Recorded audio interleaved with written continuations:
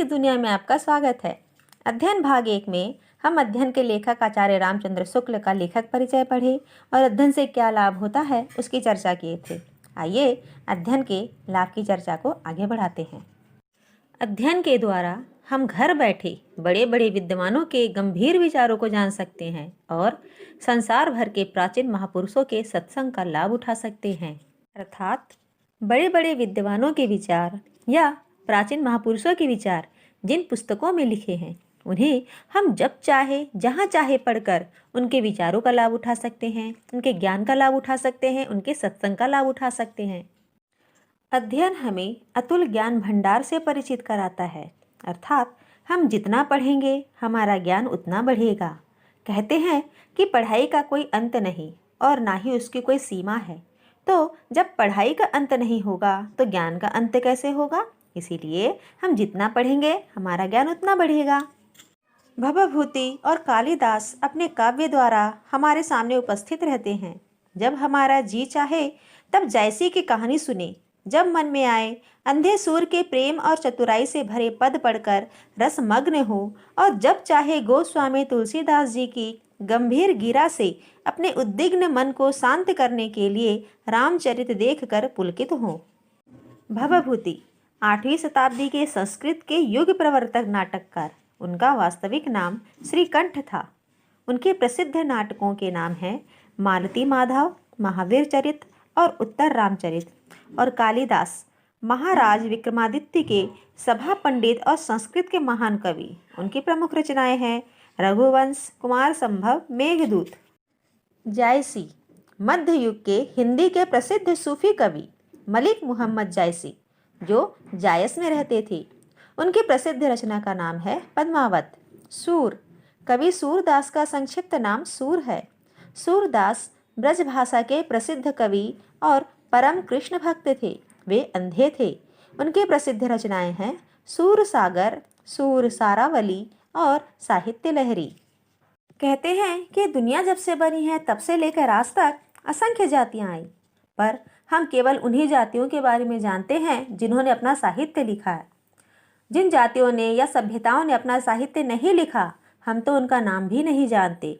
ठीक उसी प्रकार भवभूति, कालिदास, जायसी, सूरदास या फिर गोस्वामी तुलसीदास जी अभी जीवित नहीं है, पर उनकी रचनाएं हमारे पास हैं। इसलिए हम भवभूति या कालिदास की काव्य रचनाओं को पढ़कर उनकी उपस्थिति महसूस कर लेते हैं, या जब हमारा मन करता है हम जायसी के प्रेम ग्रंथावली पद्मावत को पढ़कर प्रेम में डूब जाते हैं, या अंधे सूरदास के प्रेम और चतुराई से भरे कृष्ण पद को पढ़कर कृष्ण भक्ति में मग्न हो जाते हैं, या फिर गोस्वामी तुलसीदास जी के रामचरितमानस को पढ़कर, देखकर या सुनकर हमारे भटकते चिंतित मन को शांति मिल जाती है। पर यह संभव होगा केवल अध्ययन के द्वारा, क्योंकि जब तक हम पढ़ेंगे नहीं हमें जानकारी कैसे मिलेगी? पुस्तकों द्वारा हम किसी महापुरुष को जितना अधिक जान सकते हैं उतना उसके मित्र, पुत्र और कलत्र भी नहीं जान पाते। कलत्र अर्थात पत्नी। तो एक महापुरुष के साथ उसका पुत्र एक निश्चित समय के लिए रहता है, उसका पुत्र भी एक निश्चित समय के लिए रहता है और उसकी पत्नी भी एक निश्चित समय के लिए ही रहती है। पर पुस्तक में उस महापुरुष की जन्म से लेके मृत्यु तक की पूरी जानकारी रहती है। अर्थात हम अगर उस महापुरुष की उस पुस्तक को पढ़ लें तो हमें उस महापुरुष की जन्म से लेकर मृत्यु तक की पूरी छोटी से छोटी जानकारी भी मिल जाती है। अर्थात हम उस पुस्तक के द्वारा उसके मित्र, पुत्र और उसकी पत्नी से भी ज़्यादा जानकारी हासिल कर सकते हैं। जो ग्रंथकार अपने समय में आसपास के लोगों से बोलने चालने में संकोच करते होंगे, वे अध्ययनशील पुरुष के निकट एकांत में अपनी पुस्तकों द्वारा हृदय को बेधड़क खोल कर रख देते हैं। उनकी सारी प्रकृति हमारे सामने आ जाती है। जो ग्रंथकार शर्मीले होंगे या जिन्हें ज़्यादा बोलना अच्छा नहीं लगता होगा, या जो खुलकर अपने दिल की बात को ना बोल पाते होंगे, वे लिखकर अपने दिल की बात को बता सकते हैं और बताए भी होंगे। इसलिए जो उस ग्रंथकार के साथ होंगे वो केवल उतना ही जान पाया होगा जितना वो बोले होंगे, पर उस पुस्तक के द्वारा हम उन बातों को भी जान सकते हैं जो वो बोले नहीं पर वो लिखकर हमें बता दिए। इसीलिए हम पुस्तकों को पढ़ने के द्वारा किसी महापुरुष को अधिक जान पाएंगे, उनके मित्र, पुत्र और कलत्र से भी ज़्यादा। विद्याभासी पुरुष को साथियों का कभी अभाव नहीं रहता। उसकी कोठरी में सदा ऐसे लोगों का वास रहता है जो सदा अमर हैं। वे उसके प्रति सहानुभूति प्रकट करने और उसे समझाने के लिए सतत प्रस्तुत रहते हैं। विद्याभासी अर्थात विद्या का अभ्यास करने वाला। तो जो व्यक्ति को विद्या चाहिए या जिन्हें पढ़ना अच्छा लगता है या जिसे ज्ञान चाहिए, वो व्यक्ति कभी अकेला नहीं होता। उसके साथ उसका कोई ना कोई साथी या उसका मित्र होता है, एक पुस्तक के रूप में। उसकी कोठरी में सदा ऐसे लोगों का वास रहता है जो सदा अमर है, अर्थात उसके आसपास ऐसे पुस्तकें होंगी जो महापुरुषों ने लिखी है या ऐसे महापुरुषों की जीवनी होगी।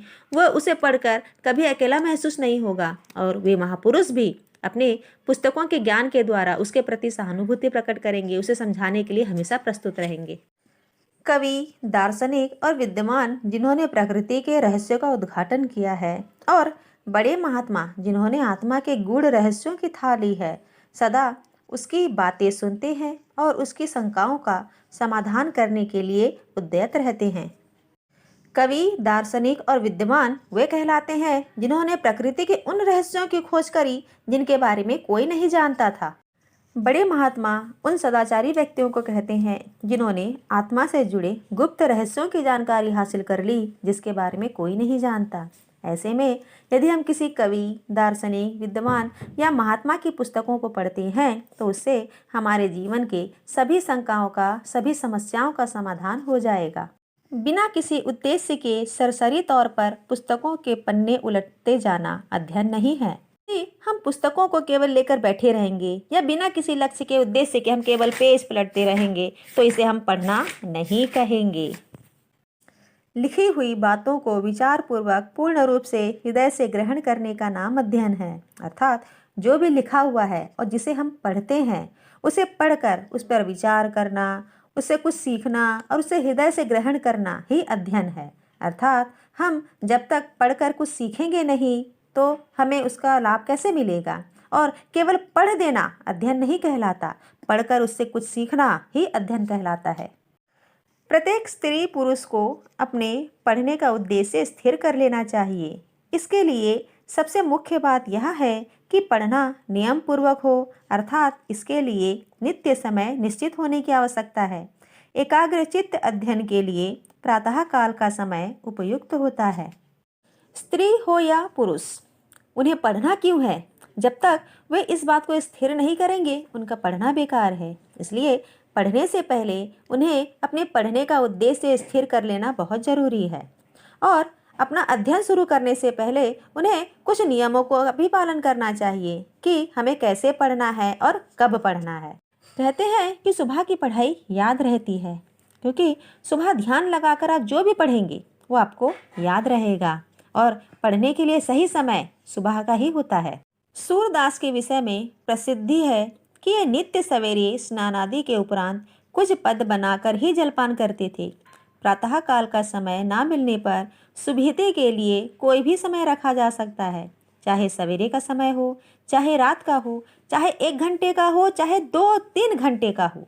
नियम का दृढ़ता से पालन होना चाहिए।